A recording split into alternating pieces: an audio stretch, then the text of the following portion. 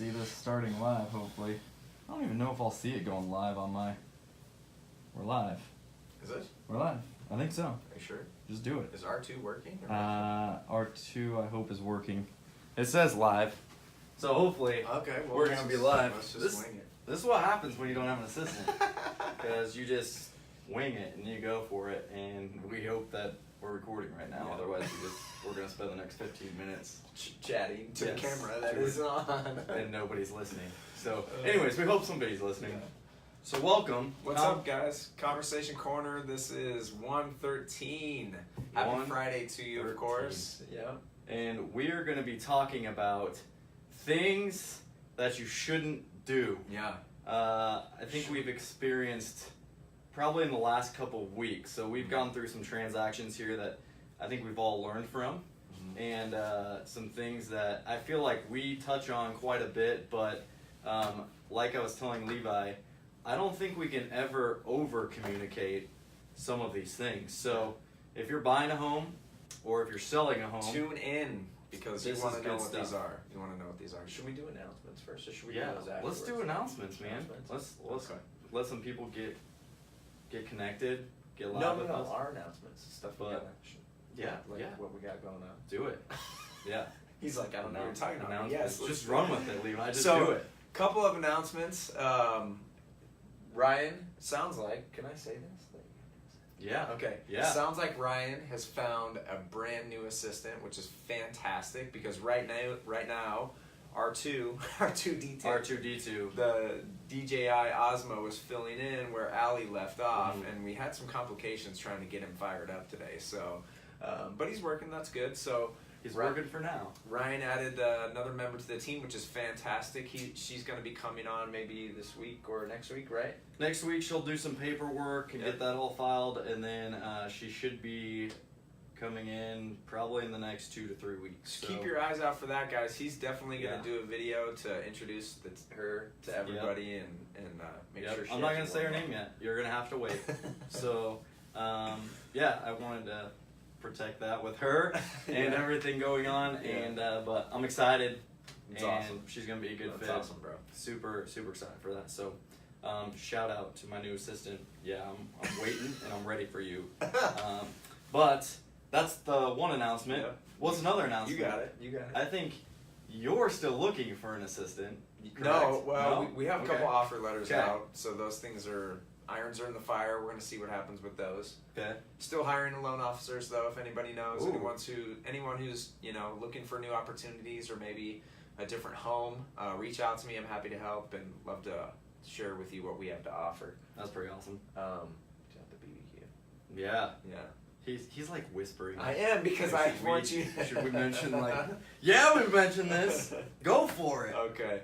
So another awesome thing, guys, is we are doing our first event of the year, which is a barbecue that we're going to have at Lawrence Youngman Lake. It is this month, May 20th, which is next Sunday. Yep. We're going to be doing that from 12 to 2. It's anybody's invited. Come one, come all. We're going to have hamburgers, hot dogs. It's going to be a really cool event. Just us hanging out, getting to chit chat and hang out with some of our clients and then other people that we know, friends and family who were invited. So if you have no plans Sunday after church, or maybe, if the weather's nice, you just want to come out and get some fresh air with the family, please swing by Lawrence Yeah. Youngman Lake. It's right off 192nd and Dodge. We will be there hanging out from 12 to 2. Stop by and say what's up, get some free food. That's what I'm talking about. Free food. Yeah. I mean, it's not free for me. Or me. Yeah, But that's true. But it's free food for all of you, and that's what we're doing it. We're doing it for you guys. That's right. So yeah. So I guess we can.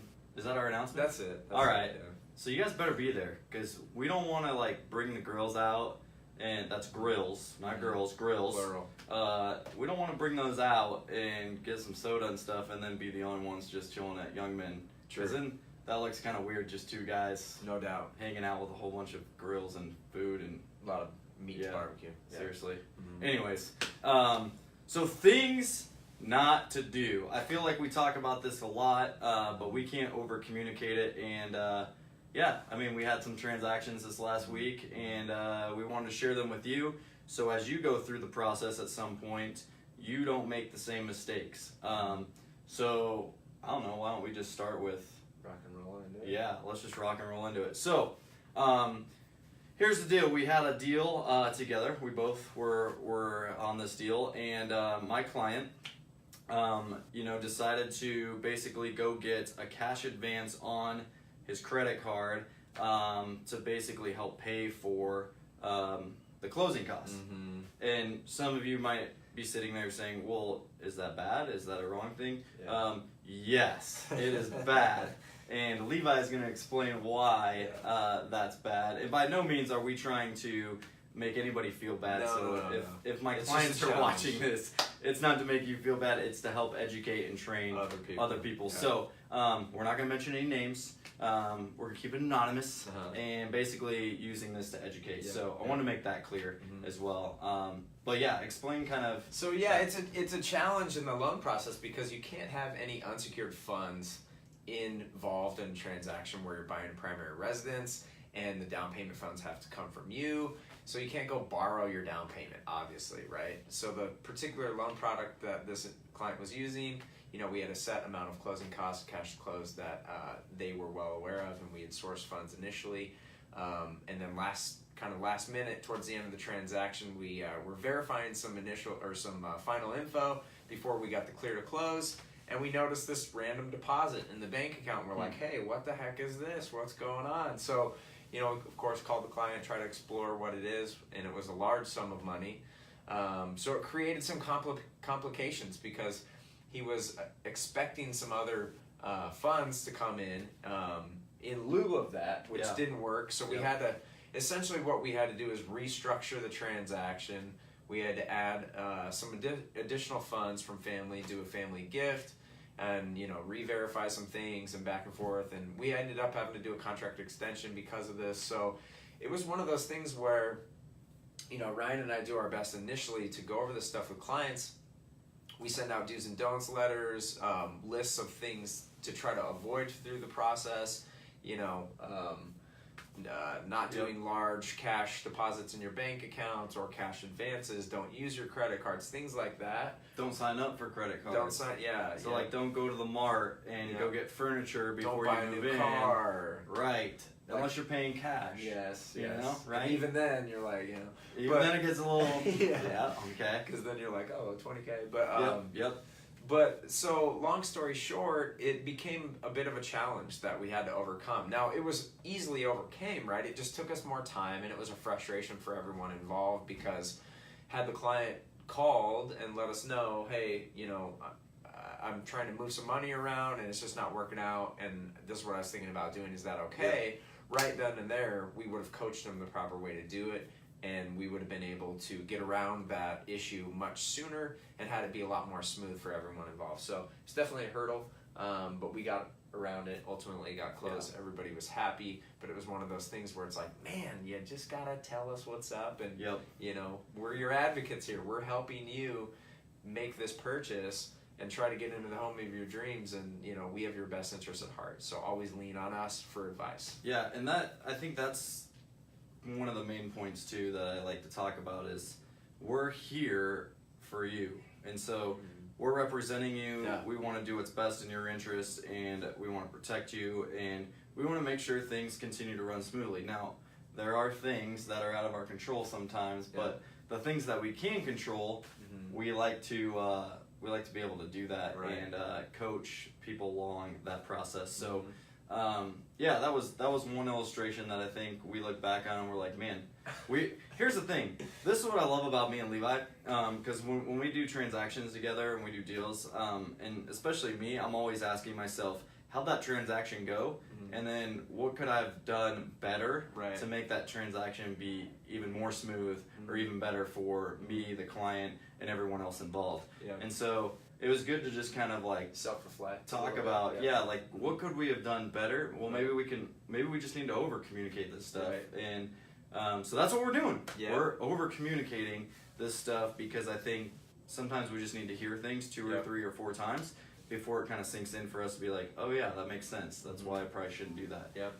But again, that's why we're here. I still don't know how anybody goes through this process without using a realtor and without using a lender Mhm. in some of these cases. It just blows my mind. Because there's just so many. I was just telling someone this morning, I was meeting with him, and I was like, man, you don't know like what goes on behind closed doors. Yeah. Like there's just so many things that we deal with on a daily basis that nobody gets to see. And Right. I think maybe I'm just gonna, like, one day I'm just gonna hire like some video guy, and he can To just follow film. me around To for a film. day. And everyone can then see like everything that I have to deal with on a daily basis. You know, it's just crazy. Yeah. So anyways, I just I think some people would just have the notion of like, oh, it must be nice to go have coffee with people and Yeah. have lunches and Yeah. go put a sign in the yard. And I'm like, oh, if it were that easy. Yeah. You know. Sometimes it is, but not all the yes. time. Yeah. So anyways, you have other stories. Yeah, that's one. So, I mean, I got stories from years ago as well. But I think some of the main things, if you're looking into purchasing a house, they're kind of common sense things to us for certain. Right. But from a client perspective, I get where that can be one of those things where it's like, oh, well, why would that be an issue? It doesn't seem like it'd be an issue, but this is where you have to rely on your trusted advocates to help you through the process and guide you through the process. So over communication on our end is definitely a must. Over communication on your end is also something that we highly stress, because that's going to help us understand your needs and what your goals are even better, in case there's something that maybe you have in the back of your mind that you could do, but it might not be something that works within the way the process has to go. Some other things I'll point out. I got another transaction right now with a client who's a fantastic client, awesome. But just let me know a handful of days ago, oh, hey, I'm going to be gone for the next week on vacation. So one of my do's and don'ts that I send out on my initial email with clients and when I'm coaching them is, if you're going on vacation or you have any dates coming up, let us know, or better yet, don't take a vacation while you're buying a house. And that's kind of a funny one too, because I'm like, oh my gosh, great. So now you're telling me right before closing, you're going to go out of town. So we have to structure everything and make sure that it's all smooth and everything's done before she leaves, which we've been able to do. But had we not known that initially, if we thought, oh, we got an extra couple of weeks or whatever, we'll get something from her next week if we need anything, we wouldn't have been able to do that had we not had that communication. So fortunately, she did bring it up to us. We're able to dial in everything on the loan process before she's leaving, so that way her vacation can be nice and relaxing, and she doesn't have to deal with a bunch of back and forth in the loan process. And that way, when she gets back from her vacation, she can come in, sign, and close on her brand new house. So Word. yeah. And I think here's another thing, and this is another story that we kind of talked about. But I think there's times where a lot of people don't know what this guy does, and So when a lender's working on a lot of the paperwork, I mean, a lot of these things are time intervals, Yeah. So like when I reach out to my client and I'm like, hey, we need to get this signed as soon as possible, we got to get those things signed as soon as possible, because if that delays, 48, 72 hours, all this stuff to get signed and then back over to them, sometimes that can delay closing. And yeah, I think you experienced some of that in a previous transaction too, is you're waiting on this agent to get you stuff, and you're calling her and you're emailing her and you're texting her, and she's not responding, and you're like, hey, we got to get this in, like we closed Friday and it's Monday, and I got 3 days to get this next thing out. And so understanding just like the deadlines, and the immediate response sometimes that we need, and we get it, sometimes you're at work and you can't sign it right away or whatever, but I would say within 24 hours, 48 minutes is just something you want to keep in mind when you're going through that home buying process, to stay on track so that closing doesn't get pushed back, because then nobody's happy, and then it makes you look really bad when it's really not even your fault. But so that can be something along the lines too that I think people need to be aware of. Well, so thank you for bringing that up. So one of the other things to point out too, guys, is if you're buying a house, this is a really exciting process, but there are a lot of moving pieces. So, when we do contracts, we set a closing date. The agent sets a closing date with you around what your goals and your schedules are. But if there's things that come up through the process, challenges that push that time frame back, it's important to have some flexibility there. So what I usually recommend to clients is, don't set your moving date, don't schedule movers, don't put in your 30-day notice until we have your loan approved and until we have your appraisal back. Now those tend to be two of the biggest kind of variables in the process. The approval shouldn't be a big variable if you've gone through a really strong pre-approval process, but it is still a milestone that you need to get so that you can have that commitment from the lender, obviously, to give you the loan. The appraisal, though, is a big challenge because I've had some fairly recent transactions where the property didn't appraise at what the actual contract price was, or there were some listed conditions on the appraisal from the appraiser that needed to be corrected prior to the actual closing. So what that means is those are more time vampires, right?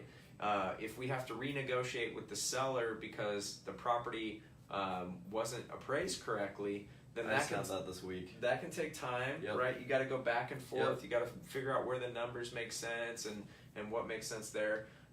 So then again, that pushes back the loan process while we're waiting on the agents to get all that stuff figured out. Another thing is, if there's conditions on the property, well, we got to write the listing agent, write the seller. They got to go remedy those conditions, whatever they are, whether it's fixing a crack in the concrete or painting some chipped wood outside, something like that. Those things have to be corrected. And then we have to order a re-inspection. So the appraiser has to go back out and verify that those things have been done.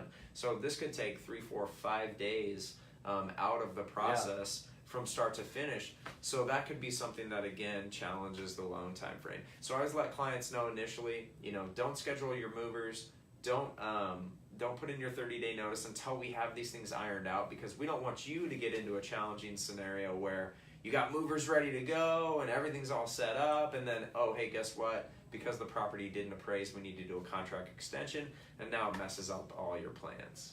True. That's good stuff. Yeah, that one's kind of a tough one because it's, that's another don't schedule your movers until we've got the clear to close and we can get going. And I think sometimes that's hard because sometimes there's moving companies that are weeks out, right?